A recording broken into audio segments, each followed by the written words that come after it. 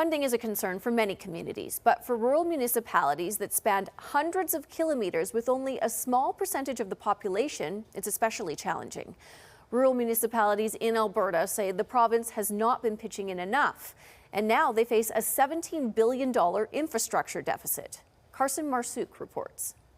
Covering over 2,800 square kilometers, Lethbridge County is home to more than 10,000 residents and continues to grow. As we see costs rise, intensity and growth are good things, but at the same time, that impact on our infrastructure is a real struggle. To ensure roads, bridges, and other services are up to date, the county relies on funding from the province, but over the years, that money has been less and less. The struggle is real.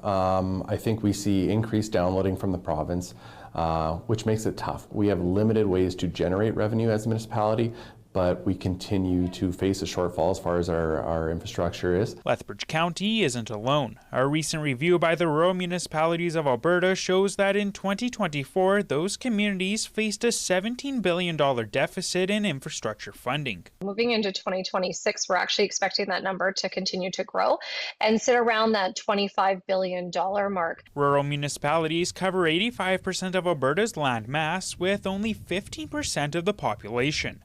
Members of the RMA are responsible for 135,000 kilometers of roads, 75% of bridges, and 30% of water systems. The organization says it's facing long-term underfunding by the province. This has been building over years. It's not something that just happened overnight.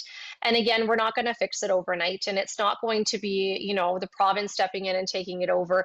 It's going to be fixed when we sit down at the table together and we look at the long-term solutions. The RMA has launched an advocacy campaign called Closing the Gap.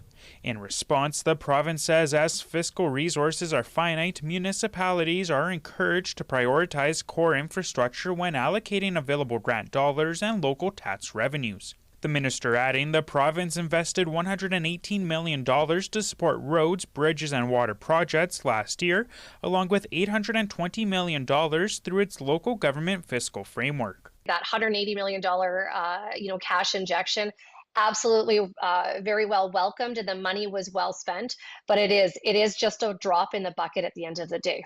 I don't think it's purely the responsibility of municipalities. I think this needs to be a joint collaborative effort, and I would also say the same for the federal government. Carson Marsouk, CTV News, Lethbridge.